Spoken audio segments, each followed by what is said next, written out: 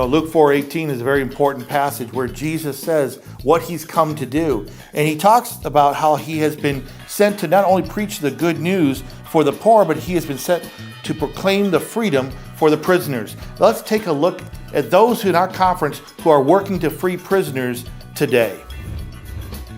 I've been working with the Greenville Prison Ministry for the past year and a half, and it's been such a joy how God opened up that door. Through that, I've been able to preach every Sunday to the women at the Greenville Prison, as well as lead a threshold class, which is a 6-month program for the inmates to go back into the community. When I started attending the Bridge Church, we were able to then start incorporating the congregation in that ministry. Pastor Oliver was wonderful as far as connecting people.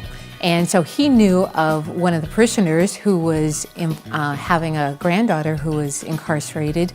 And so because of that, then he put the two of us together, and we were just sharing our hearts. And because of that, we were able to help her and pray for her granddaughter. I think probably something that anybody can get involved in would be letter writing, because the inmates are so lonely. There are many that have no family or friends, and so that would be one way, as well as just coming alongside of other people who have friends or families that are incarcerated for one reason or another.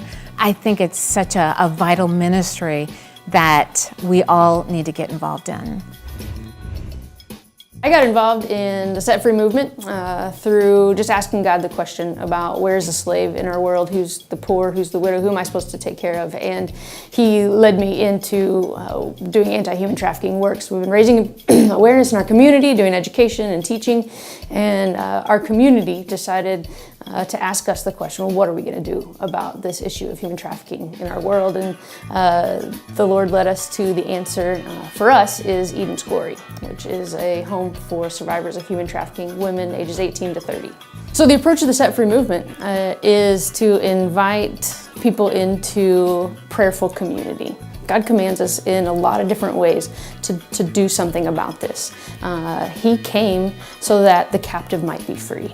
So we start with prayer, and then we move into a journey of asking the question of what's going on in my community or what isn't going on in my community. And all of that is through prayer. I think some of the challenges with getting someone involved in something like a movement against human trafficking is that it's such a huge issue. So you have to go, 27 million people, what can I do in my community? The other issue is that it's uncomfortable.